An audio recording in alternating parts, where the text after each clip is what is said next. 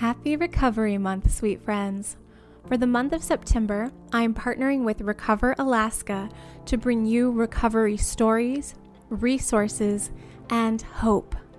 The journey of recovery looks different for each one of us, so I will be sharing interviews that highlight a variety of ways that one person can recover. My wish is for these to bring you relief and hope as you learn that you are not alone and we can recover. Today's episode features Mira Blues. Mira Blues is an Atlanta-based badass singer who is courageously sharing her story of recovery from alcohol. Go check out Mira Blues on Spotify and YouTube. You will not be disappointed. Her voice is so incredible. I love her live version of Creep. She gives me chills every time. So let's dive in to Mira's episode right now. Hello, everybody. I am here today doing a recovery session with Mira Blues. Mira, thank you so much for being here. Thanks for having me. Hi. Hi, looking good. Love the hair, as always. So Mira and I met, we're Instagram friends. And I don't know how long this was ago that we met, but it was through our friend Alex, who was doing like singer collabs. You're an amazing singer. Thank you. So how are you?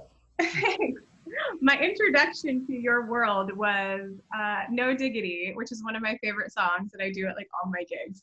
And your little number with him, we should share those when we're promoting this. We got to go back in time and find those. Absolutely. Anyway, that was how we met. And, we fell in love and happy ever after. But we just started following each other and finding other parts of like our lives and our stories that connect. And I know that you have been sober for a while now. How long now?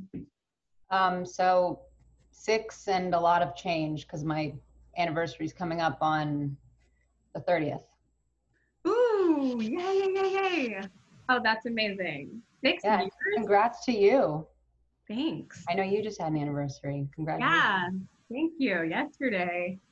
Yeah, I'm really emotional still today because, just for me, it was 9 years yesterday. And I really forced myself on those times a year to look back, like where I was. And life is so different today. You start things just change. And now the problems I have today are in a completely different world than they were back then. But it's important to kind of go back there once in a while and be like, oh my God, like I'm so lucky to be alive. It's amazing. So, I don't know. I'll probably cry during this interview.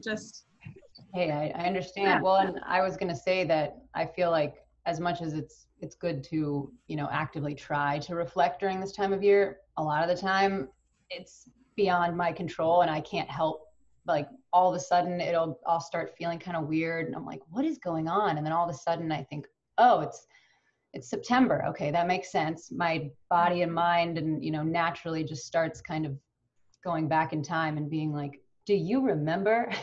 Right. Oh yeah. And that's a real thing. That's like with anniversaries, I think of anything big, whether it was really good or really bad. It's like that there's a smell in the air and we're just like right back there. It's so crazy. So I would love to hear you share, kind of how was life back then in addiction and what sort of pushed you into changing your life? Well, first, really quickly, I want to say that, like you said, we did, connect over Instagram. And at the time I was actually newly sober and I had I just didn't know what was going on. And I kind of was under the impression that like my life was over because I was sober, which, we'll get into, but then I saw you and I started seeing, I think you posted something about being sober and I was just like, oh my God, it's possible. Like somebody can be a singer and cool and sober. And so that was just really cool for me. And I don't even know if I ever really told you that, but that was like, for me, that was just something amazing to see because I just didn't know anybody yet at all that was like a musician and was living a new way of life. Because I obviously knew people in recovery, but I just didn't know any musicians like that. So thank you for showing me that that's possible. Oh, thank you for telling me that. And it is Yeah. kind of a different, it's a different world when you're a musician, or when I think probably anyone too that works in bars. Hmm. But I'd say musicians specifically too, who write their own songs, or, you know, really pull on their like turmoil to create art, Hmm. you know, Yeah.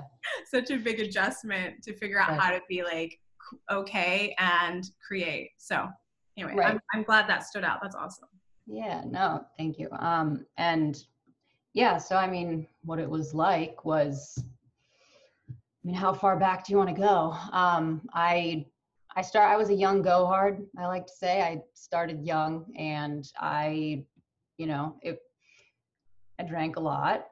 Um, I also dabbled in drugs of all kinds, and um, it wasn't the amount and the, although there was the amount, but my point is that it was more about why I used them or drank, and what I was chasing, which was essentially nothingness, and quiet and oblivion. So I remember being 13, I believe. I was 13 and I got drunk for the first time.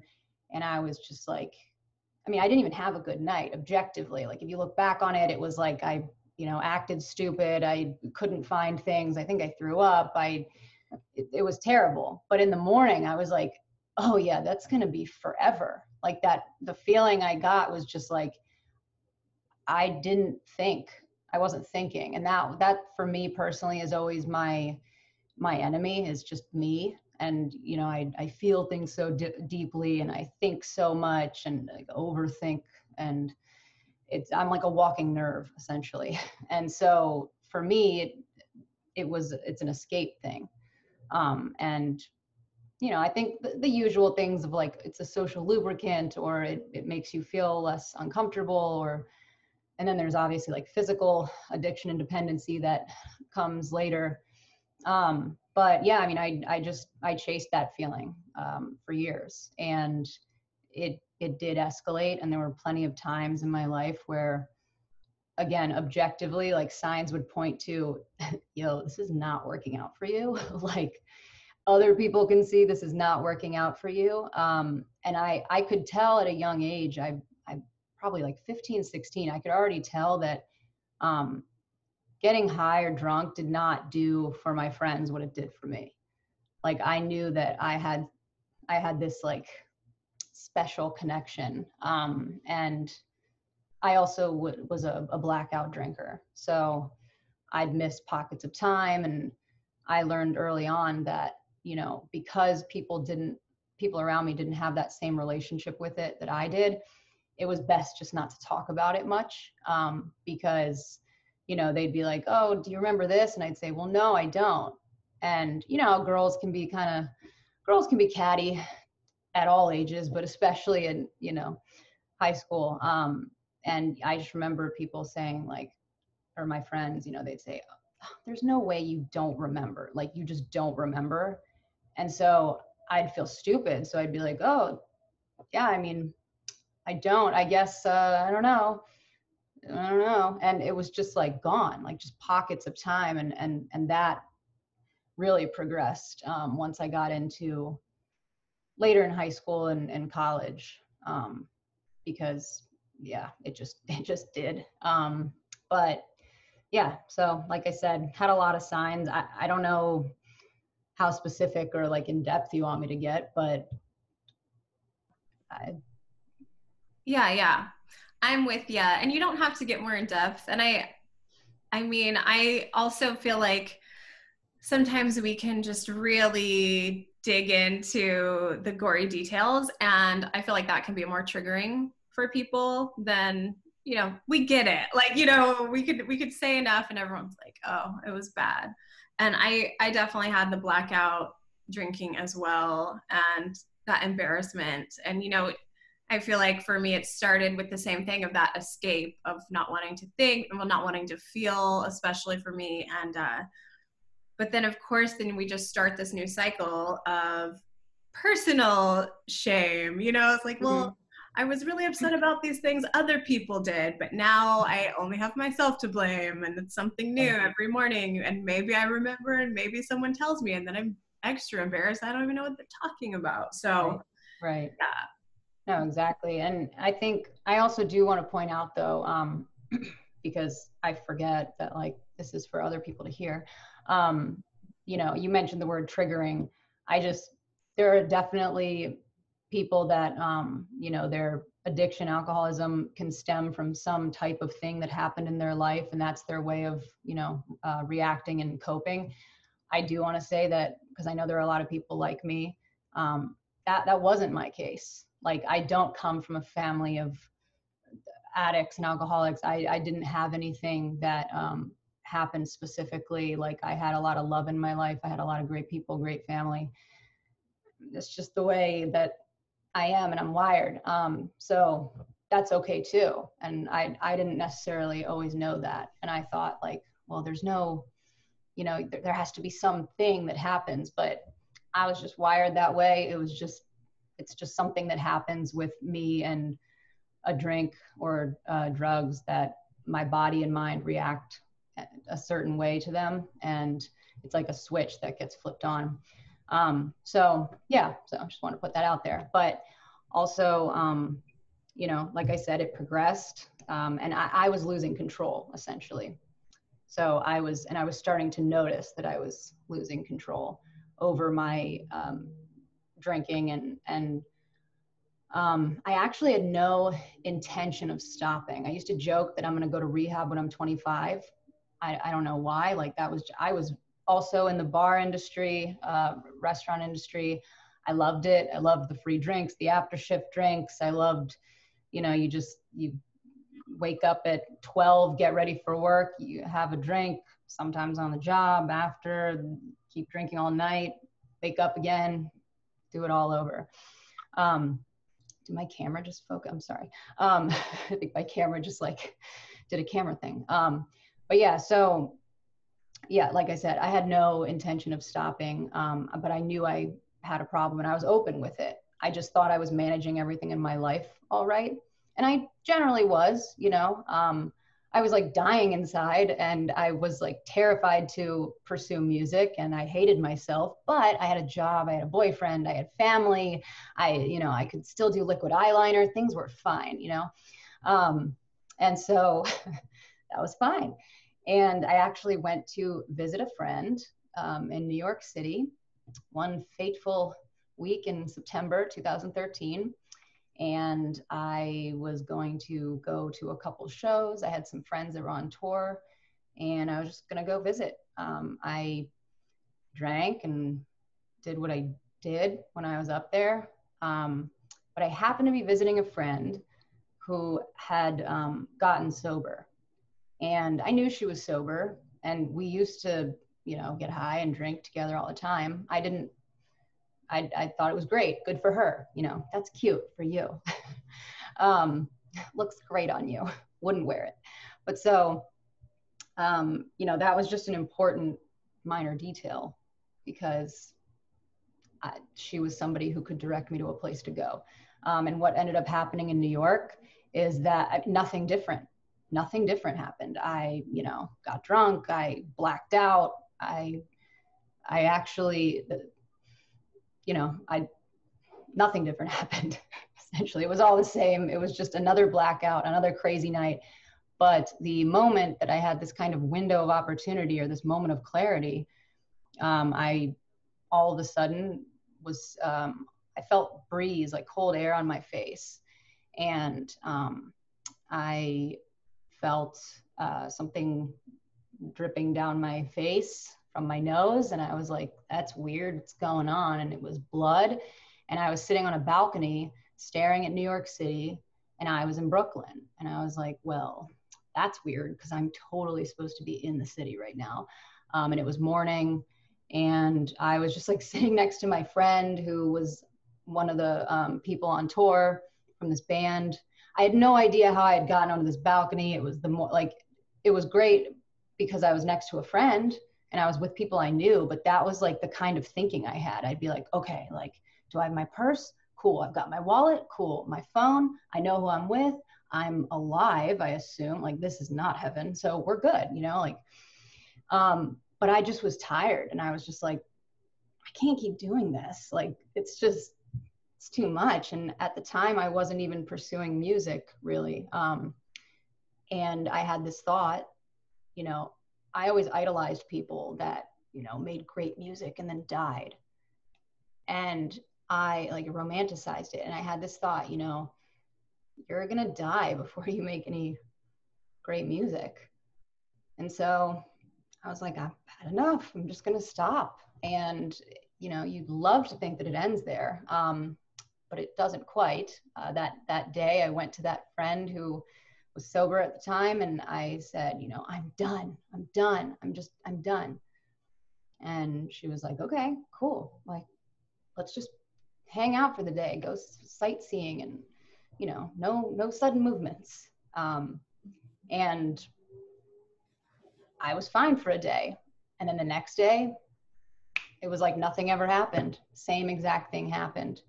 And I was so upset that it happened again, that I remember I was sitting in Harlem and I was drinking a bottle of Maker's Mark and smoking like a joint, you know, and I felt nothing. Like, I drank almost this entire bottle by myself, and I didn't even get drunk. And that was the last drink. That was the last drink I ever had. That was on the 22nd of 2013 in September. But I ended up smoking weed for a week and, you know, pharmaceuticals, and then I changed it. But so yeah, so it was I honestly couldn't say. It was some, you know, I could have kept going, and I think I've thought about that often over the years, because I did get sober when I was 22. I was young. I'm still young, you know, and that messed with me, I guess, for a few years. But thank God that happened to me, that I just had this moment of like, it's like the definition of insanity is doing the same thing over and over, expecting a new result. All of a sudden that just like clicked in my brain. I was like, hey, this is gonna get like a lot worse. And, you know, I had already ruined relationships and my own self-esteem in the process of my 9-10 years of drinking. So yeah, that's when it started. Wow. Thank you for sharing that. And I think one thing that really stands out is the fact that, like what you said, your story isn't super dramatic. There wasn't like this traumatic event happened and then I turned to drugs and then I hit rock bottom and then la la la, you know. Right. I think that I'm so glad you said that, because that's important for people to know that, again, when we talk about it being a disease, some people believe that, some don't. Either way, that's how I feel. Like my brain, we probably share the same type of brain, where you mentioned like a switch. And I feel like there's this valve that everybody else has where they're like, I think I should stop now. Like, they know that it's going to get worse if they keep going. Like, I don't know that. And I feel like an intelligent human being, but I can't comprehend moderation. If it feels good, then it only makes sense that it's gonna feel great times a million, you know? And I don't even want moderation.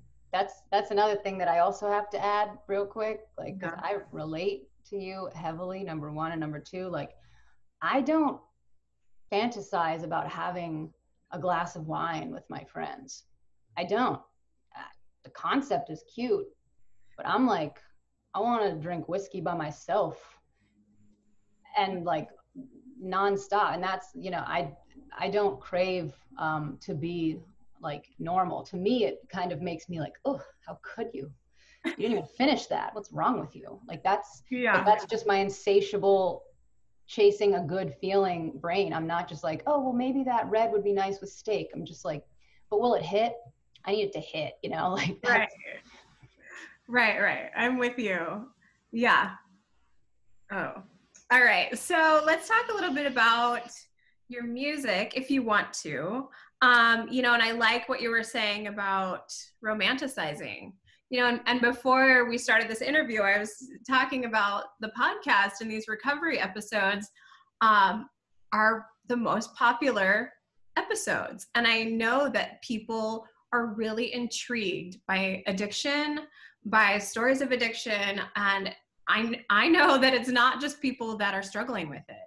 Right. The people that reach out to me the most are family members, like people who care about someone who's in addiction and are feeling hopeless. And so, you know, that's interesting that you said that, and kind of that knowing that like I could die, but no one can romanticize me because I haven't put out the great hits yet. Right. Let's at least get those out there. Exactly. No, and I mean, what you just said is important to mention, because the people in our lives, when we are active in addiction or alcoholism, so our problem is essentially powerlessness. You know, we have this dependency on this thing, and we're lacking some control, right? So by default, we create this powerlessness for these people around us, and it's almost tenfold, because they're not wired the same way. I mean, maybe some of them are, but a lot of, like you said, people who are not addicts or alcoholics, it's hard to fathom. And even as somebody in recovery, you know, I've experienced it on the other side now quite a few times, and like, oh my goodness, it is exasperating. You're just like, what are you, like, are you even trying? What's wrong with you? But we know it goes way beyond just like being lazy or rude or whatever. And it also, it walks a fine line between that and then also being like, it's a disease. Like, I have the same thoughts about that stuff. So it's not either or, it's just this, I always say it's like a hardwiring thing. And it's unfortunate for the people that are close to addicts and alcoholics, and because they do get affected by it. But I also think it's important to share with people who don't know any about this, because they just might not have any experience with it, or they're curious. Yeah.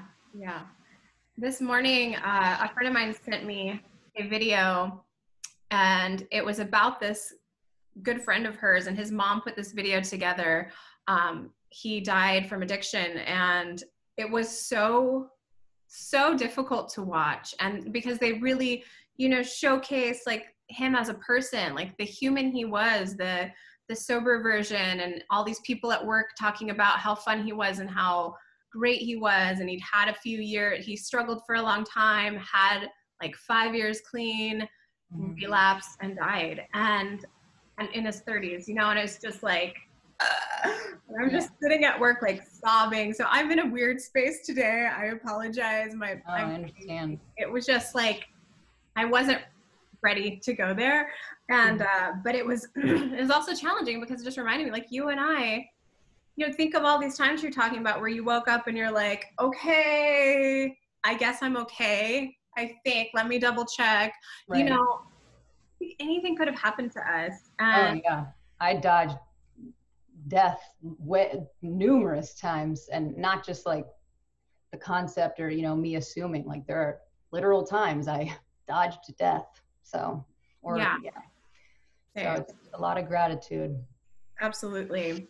So let's talk about music, and for like creative people and singers and musicians who want to get sober and can't figure out how they're going to make their life fit. Tell me about your performing in Sobriety. There's a video of you performing live somewhere. Where do you live right now? I live in Atlanta right now. Okay. And you're doing a cover of Creep by Radiohead, which already is one of my favorite songs of it. And I love your voice. Like, there have been times when I'm having a bad day and I just like listen to clips of you for like 20 minutes straight, and I'm like, that's fun. I really appreciate that. Thank you. Yeah. So I'm going to give people links to my personal favorites. But yeah, so how has that been? How have you melded the two worlds? So, well, and again, thank you. I hate singing in front of people. Tremendous stage fright. I'm like, I was not the kid that, you know, there's the home videos of me on the table singing and no, I was like, I will suck the fun out of a room real quick. Like if someone was like, oh, you should sing, Mira. And I'd be like, no, no. Sometimes I'd cry, I'd leave, like I would ruin it for everyone. I'm not having fun, none of you are. And I was like, but I did theater as a kid, so I desperately wanted to. And that's where I really relate to a lot of the unfortunately dead greats who, that stereotypical, like, look at me, but don't look at me, but listen to me, but don't look at me, that kind of insatiable need to be heard and to express yourself, but, being self-conscious and being scared of the spotlight. And so that was always kind of something that I was battling and still do. And so drinking really helped that, my comfort. And so when I got sober, I actually, I started performing with a band that I had been working with before I was sober. And we weren't really on great terms because, drunk Mira could get bitchy. So, or pardon my language. But I had this new chance, like their singer had left and they were like, we really need you to learn the set for this. Could you do it? And I'm like, all right, this is my chance. I can do it. I'll never forget. I had like 3 months sober. I had the first rehearsal and I'm standing by the amp, the guitar amp. The sound was so loud. I left. I left the room. I had to stand outside. Nothing like that had ever happened to me before, but I was so overwhelmed by the sound, the different instruments, by just hearing music like that live. I was terrified because I was realizing how much of a crutch alcohol had been. There's, if you dig, you can find it there. I'm always holding a whiskey on stage. And that was just, I loved that. Janis Joplin, Amy Winehouse, like that whole thing. Same with cigarettes. And I also was afraid that I was going to lose my edge. I was afraid I wasn't going to be able to express myself as freely. I thought that I was, I thought I could, really get the good material when I was drinking and smoking cigarettes and doing acid by myself. Like that's what that's just what I thought the inspiration came from. And I will say, there was some good that came out of it musically, but greater good, big picture, no. My brain actually, especially creatively, artistically, is the most sharp it's ever been. And the longer I stayed sober, the more I was just amazed at, and I'd even have moments of kind of self-pity, like, oh, why didn't I do this sooner? I'm so much wittier and quicker and able to connect things, and my rhythm is better. Go figure. But yeah, but it was definitely a big fear of mine. And it was, but I'm a firm believer that, the world doesn't stop just because I stopped drinking and stopped using. And other people aren't going to stop because I stopped.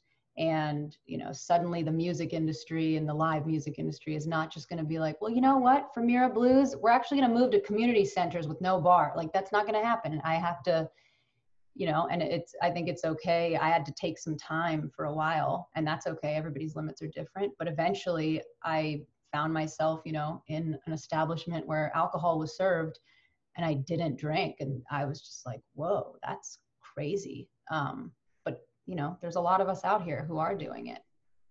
Yeah. And I think once we do it and you get through that first night and you're like, oh, I didn't die. No one died. I can do this. I guess I could try it again and again and again. And you start building that new.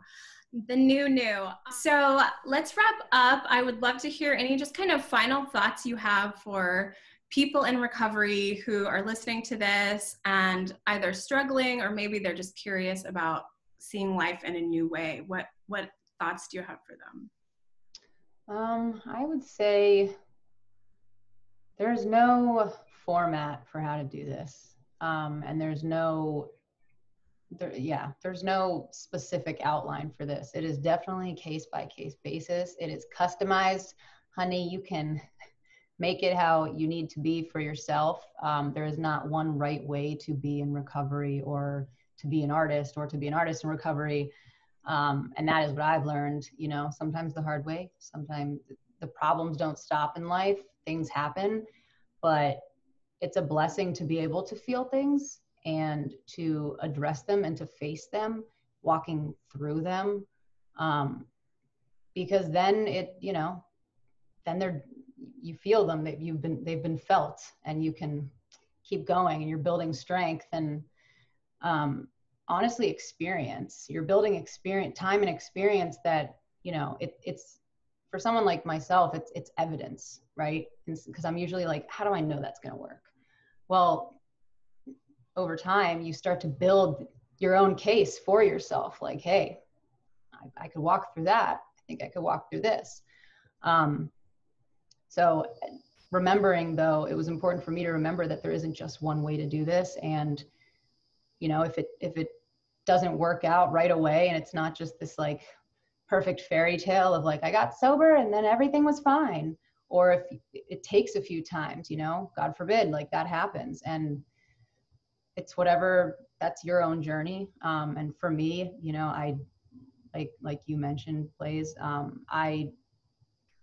I did have like, my rock bottom was more internal, but it was enough. It was definitely enough. And I didn't, God forbid, I haven't relapsed, knock on wood. And that's okay too, because you don't have to have like relapsed multiple times and done all these things. And I know I'm kind of rambling about this. It was really important for me to learn that like, there isn't just one way to do this. And, face your fears and have as much as you would like. You can have anything you're willing to work for, and that includes sobriety, recovery, or music, creativity, whatever venture or dream you have. Thank you. That's beautiful. Yeah. Thank you so much, Mira. And I'm going to make sure everybody can find you and find your music. Are you still doing Monday Blues on YouTube? I'm not right now, but it might return, but stay tuned. There's still a lot there, right? They're all there. Oh yeah. Plenty to go through. Awesome. All right. Well, thank you, Mira, and congratulations on all of the clean time you have. I'm really proud of you, and thank you so much for chatting with us today. Thank you, and the same to you. I appreciate it. Thank you so much for listening to today's episode. If you enjoyed what you heard, please share that with me by leaving a review on iTunes so that I can keep the goodness coming. If you aren't already following me on social media, head over to my Instagram page at blazebellbliss for daily inspiration, or check out my website, blazebell.com. You mean the world to me, and I'm so excited to connect with you in the next episode.